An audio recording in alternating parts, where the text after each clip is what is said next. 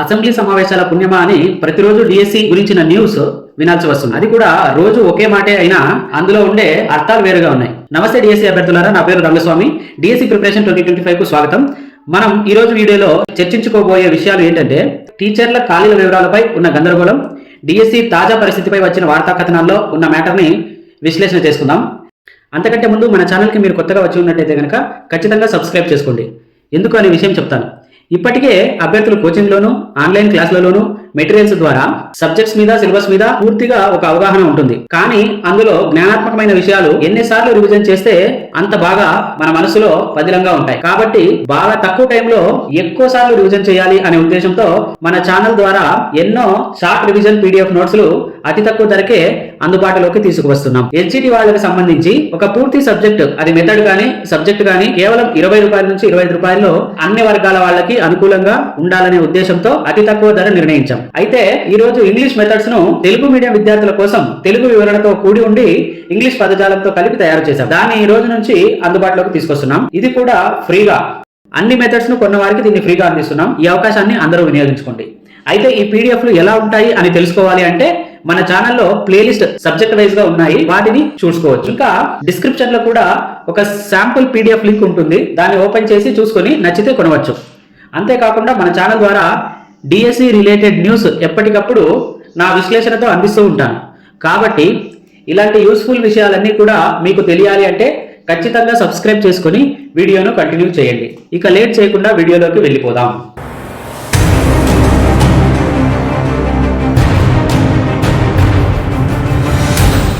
ఈ అసెంబ్లీ సమావేశాల పుణ్యమా అని రోజు డిఎస్సి గురించి వార్తలు వినాల్సి వస్తుంది. అయితే రోజు ఒకే మాటే వినపడుతుంది. అది ఏంటి అంటే డిఎస్సి మార్చిలోనే నిర్వహిస్తాం అని. కానీ అందులో ఉన్న అంతరార్థం వెతుక్కుంటే అది రోజుకు ఒక మాటలాగా మనకు అర్థమవుతుంది. మొదట ఎమ్మెల్సీ ఎలక్షన్ అవ్వగానే మార్చిలో నోటిఫికేషన్ అన్నారు. తర్వాత వర్గీకరణ నివేదిక అందగానే మార్చి నెలాఖరులోగా నోటిఫికేషన్ అన్నారు. ఇప్పుడు వివాదాలు లేని నోటిఫికేషన్ రావాలి అంటే అభ్యర్థులు కాస్త సమన్వయం పాటించాలి అంటున్నారు. అయినా కూడా అన్ని సమస్యలు మార్చిలోనే ముగిసిపోతాయి అన్నట్టుగా మార్చిలోనే నోటిఫికేషన్ విడుదల అంటున్నారు. నిజంగా ఇన్నిసార్లు అది మార్చిలోనే అని అంటూ ఉంటే అది 2026 మార్చిలోనా అని అనుమానం వస్తుంది. సరే, అది వదిలేయండి. దాని గురించి ఎంత తక్కువ మాట్లాడితే అంత మంచిది. లేదంటే అభ్యర్థుల చూపించలేని ఆగ్రహం, చెప్పుకోలేని ఆవేదనతో ఆట్లాడినట్టుంటుంది. చివరిగా చెప్పేది ఏంటంటే న్యాయ వివాదాలు లేకుండా నియామక ప్రక్రియ జరగాలి అంటే దానికి చాలా టైం పడుతుంది. అది మాత్రమే నేను చెప్పదలుచుకున్నాను. అందుకే అభ్యర్థులు బలంగా కోరుకుంటే కనుక టెట్ నిర్వహించే ప్రయత్నాలు జరుగుతాయి. దానికోసం లోకేష్ గారికి మెయిల్ కూడా చేయండి అని ఆ మెయిల్ను డిస్క్రిప్షన్లో ఇచ్చాను. అది ఎంతవరకు విజయం అవుతుందో ఎవరూ చెప్పలేరు.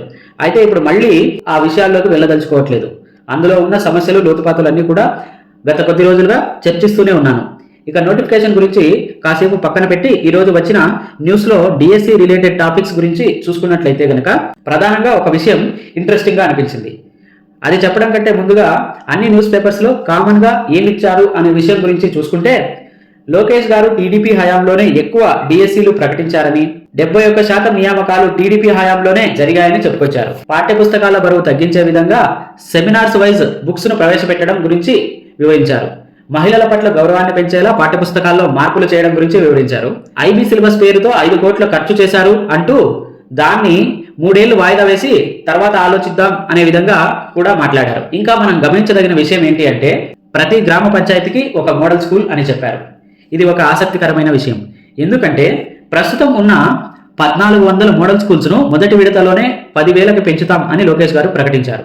కాబట్టి దాదాపు 60,000 మంది టీచర్లు అందులో అవసరం ఉంటుంది. అయితే ఇది మొదటి విడతలో అని అంటున్నారు కాబట్టి ఇంకా మోడల్ స్కూల్స్ పెరిగే అవకాశం ఉంది. అయితే ఇక్కడ వచ్చిన చిక్కు ఏంటంటే ప్రైవేట్ స్కూల్స్ లో ఉన్న విద్యార్థులని మళ్ళీ గవర్నమెంట్ స్కూల్స్ కి రప్పిస్తే విద్యార్థుల సంఖ్య పెరిగి మళ్ళీ పోస్టులు పెరిగే అవకాశం ఉంటుంది. కానీ ప్రభుత్వ స్కూళ్లలో ఉన్నటువంటి వారే ఇక్కడి వారు అక్కడ, అక్కడి వారు ఇక్కడ ఇలా జంబ్లింగ్ అవుతూ ఉంటే కనుక ఖచ్చితంగా పోస్ట్ పెరిగే అవకాశం లేదు, కానీ ఇంకా తగ్గే అవకాశమే ఉంది. ఇక ముఖ్యమైన విషయం ఏంటి అంటే ఖాళీల వివరాలు. ప్రభుత్వ పాఠశాలల్లో 22,776 ఉపాధ్యాయ పోస్టులు ఖాళీలు ఉన్నాయి. ఈ నెలలోనే 16,347 ఖాళీలను భర్తీ చేస్తాం అని అన్నారు. అయితే మనకున్న ప్రశ్న ఏంటి అంటే 22,776 ఖాళీలు ఉన్నాయని అంటున్నారు. ఫిబ్రవరిలో 27,409 పోస్టులు ఖాళీగా ఉన్నాయని విద్యాశాఖ వెల్లడించింది. అయితే ఒక్క నెలలోనే దాదాపు 5,000 పోస్టులు ఎలా తగ్గిపోయాయి? ఇదెక్కడి విడ్డూరం? సరే పోనీ ప్రతిసారి సంస్కరణలు అంటున్నారు, మరి సంఖ్యను పెంచాలి కానీ తగ్గించడం ఏంటి? అది వదిలేద్దాం. ప్రతిసారి మెగా డిఎస్సి అంటున్నారు కదా, కనీసం ఆ మెగా డిఎస్సి అనే పేరుకైనా న్యాయం చేస్తూ ఇప్పుడు వెల్లడించిన 22,776 పోస్టులను ఈ డిఎస్సి ద్వారా భర్తీ చేయవచ్చు కదా. ఎందుకు ఆ దిశగా అడుగులు పడటం లేదు? ఇవన్నీ ఆలోచిస్తే నాకు ఒక సామెత గుర్తొస్తుంది. అడిగితే తప్ప అమ్మైనా పెట్టదు కదా అన్నట్టు పరిస్థితి ఉంది. ఇలాగే మనం ప్రశ్నిస్తే తప్ప ప్రభుత్వం డిఎస్సి అభ్యర్థులకు న్యాయం చేయదు. కాబట్టి ఇప్పటికైనా మేల్కోండి. మొన్నటికి మొన్న గ్రూప్ 2 అభ్యర్థులు చేసిన పోరాటాన్ని, వాళ్ళ ఐక్యతను గుర్తు చేసుకోండి. ప్రశ్నించడానికి ఎప్పుడూ సిద్ధంగా ఉండండి. ఇక వర్గీకరణ నివేదిక విషయానికి వస్తే అది మార్చి 11న వస్తుంది అనే ఊహాగానాలు ఉన్నాయి. ఇంకో 3-4 రోజులే కదా, అది చూద్దాం. నాకైతే అది అసత్య ప్రచారంగా అనిపిస్తుంది. మీకేమనిపిస్తుంది? మీకేమైనా తెలిసిన విషయాలు ఉంటే డిఎస్సి గురించిన ఏ సమాచారమైనా కామెంట్ రూపంలో తెలియజేయండి. ఒకవేళ ఫ్లాష్ న్యూస్ ఏమైనా ఉంటే కనుక నా నెంబర్కి వాట్సాప్ ద్వారా మెసేజ్ చేయవచ్చు. ఇదండి విషయం. మరో రోజు మరో అప్డేట్తో మీ ముందుకు వస్తాను. అంతవరకు సెలవు. నమస్కారం.